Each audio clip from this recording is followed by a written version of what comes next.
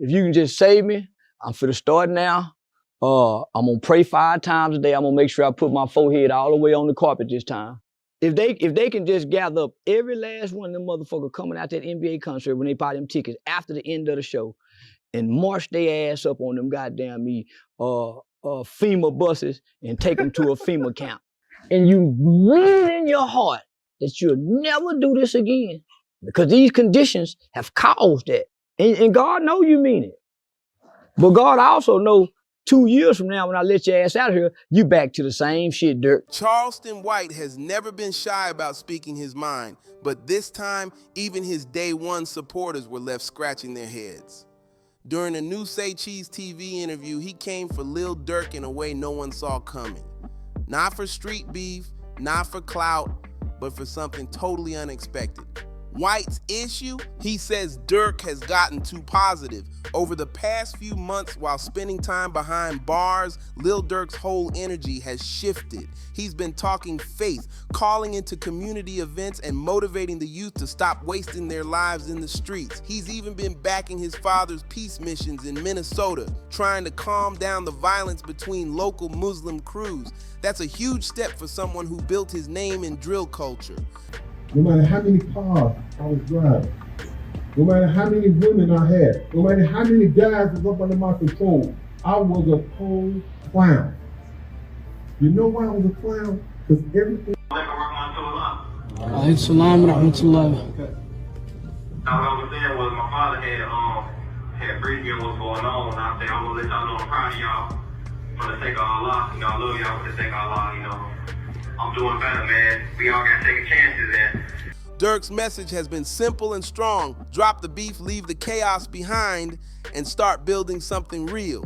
But Charleston White wasn't buying it. He called this new Durk a watered-down version of the man the streets once feared and respected. To White, this wasn't transformation. It was confusion. He claimed Durk traded his raw truth for a polished image, saying the rapper who once spoke for the trenches now sounds like a motivational speaker. And that, in his eyes, ain't authentic at all. Has been arrested for It's been longer than that. That nigga been there longer than that. Nah, it's been a year to the day, 365 Oh, it days. seemed like 3 years. Well, I know the nigga. Yeah. Oh, no wonder he talking Allah talking. When he get out, he gonna lead right with purpose. Murder for hire. Oh boy, listen. This is why I say jail is the best thing for these niggas. I ain't never heard Durk sound so peaceful and sincere. Boy say Allah. He say Allah, Alhamdulillah after every word. You see why I recommend prison? Before Durk's arrest, the change had already started showing. You could see it in his music, his interviews, even in how he carried himself. Ever since dropping All My Life, Durk had been slowly drifting away from the wild chaos that once fueled OTF, reaching instead for something deeper, something spiritual. Fans could feel it. This wasn't the same Durk who used to rap about revenge and survival.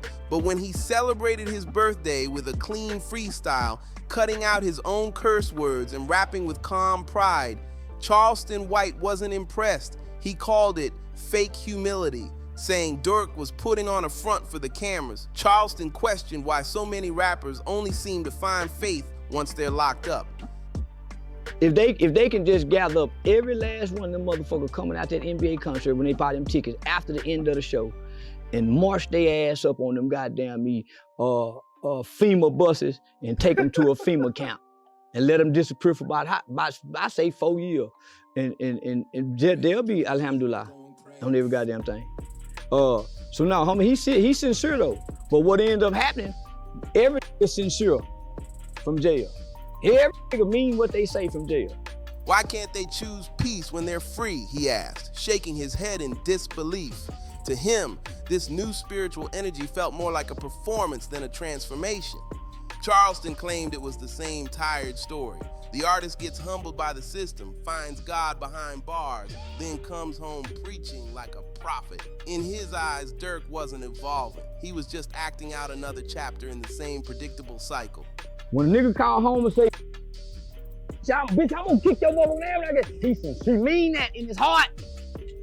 In his heart, when he say, you got bitch, he mean it in his heart. But by the time they let him out, he don't. But you know what? because he said that mean, hateful thing in his heart at that moment, and he meant it, God honors that. So he got to suffer for that. Same when you do good.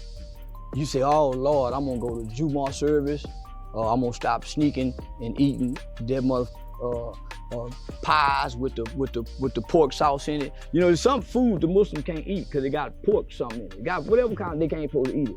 All kind of cakes and snacks, but them niggas still pop open and snicker. And I think that snicker got some pork derivative products in it. Still, not everyone agreed with Charleston's harsh take. Plenty of fans saw something real in Durk's change of heart. To them, the decision to bleep his lyrics wasn't about fear, it was about conviction. He wasn't dodging controversy, he was protecting his peace and his soul. Ever since embracing Islam, Durk has spoken proudly about living with discipline, saying he's no longer making music just to prove himself to the world, but to move with purpose. He's talked about leaving the drama behind, setting an example for the youth and showing that growth doesn't make you weak, it makes you stronger. That message hit deep for fans who've grown up watching him evolve from street pain to spiritual focus. When them niggas in jail and they say, oh Allah, look like I'm out of here. If you can just save me, I'm finna start now. I'm gonna pray 5 times a day. I'm gonna make sure I put my forehead all the way on the carpet this time. Cause not a lot of niggas get lazy and don't wanna put their forehead all the way down. I watched them. That ain't proper prayer. So that's why they block their blessings. So. But when Say Cheese TV brought this up to Charleston, he didn't bite his tongue for a second. He fired back saying Durk's so-called transformation won't save his career. According to him, fans might respect the new image, but they don't really want it. Charleston even claimed that Durk's spotlight days are done and that OTF will fade into memory like every other crew that lost touch with its roots. To Charleston, the message was simple. You can pray all you want, but the game never forgets who you used to be. God knows when you come to him in jail. This is why I recommend it. You're the most sincere. You're the most, you have the most humility, and you really in your heart that you'll never do this again because these conditions have caused that. And God knows you mean it. But God also knows 2 years from now when I let your ass out of here, you back to the same shit, Durk. So we can't save you this time, boy. We got to send your ass on up that road. Them white folk want it. They talking death penalty, but that's just to scare you. But you're getting 20, 30 years. What's that boy name? What's his real name? What's Durk's real name? The Voice? Say The Voice.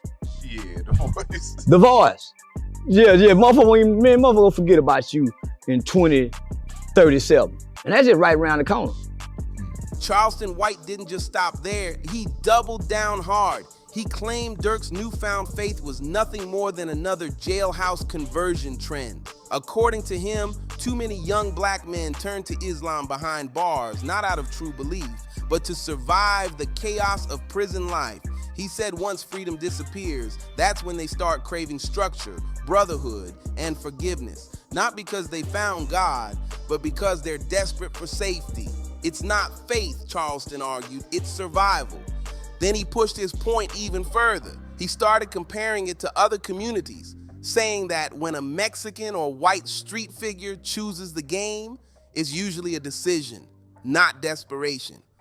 But in black neighborhoods, he said, young men are often boxed in, pressured to join gangs, punished for trying to stay in school, and trapped in systems designed to break them.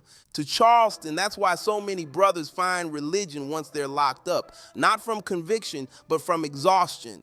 It's the only space where they can finally breathe, think, and feel protected. That part of his argument actually hit deep for some viewers, especially those who'd seen that cycle firsthand.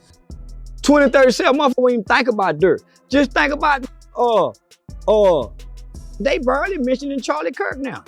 And they were talking about putting him on a nickel, taking the nickel, voting president. They were talking about taking Abe off the nickel and making Charlie Kirk face the same way as the other president. So imagine, so they already quit talking about him.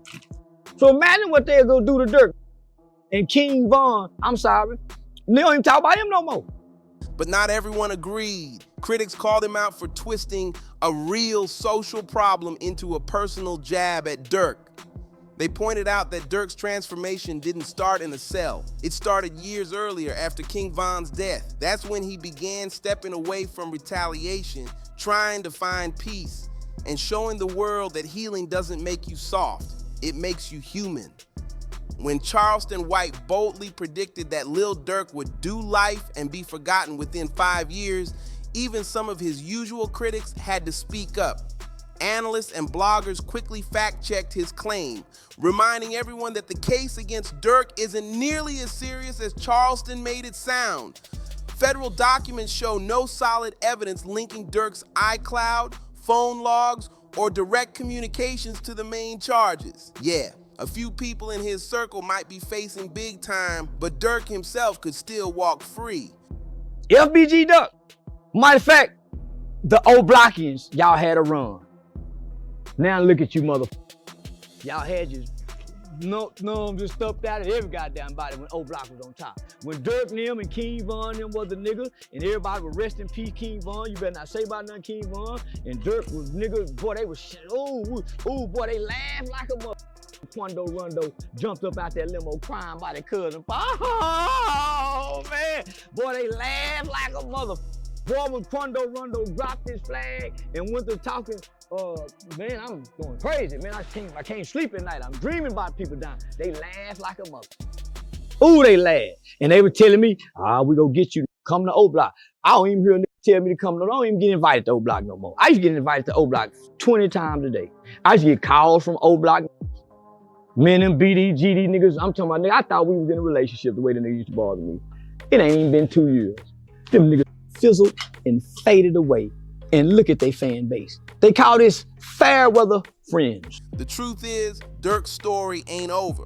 It's just on pause. And if he beats the case without getting stamped with that snitch label, a comeback could be legendary.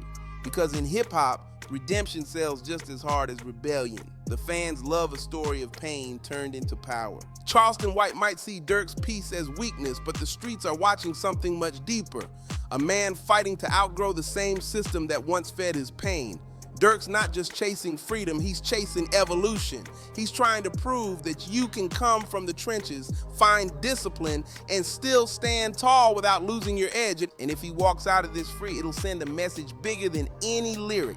That growth doesn't mean going soft, it means surviving long enough to rewrite your story. Whether Charleston's prediction turns into prophecy or just fades into another viral clip, one thing's for sure. The war between faith and fame in hip-hop is still wide open. If you've been keeping up with this saga, make sure to like, subscribe, and drop your thoughts in the comments, because the next chapter's coming soon.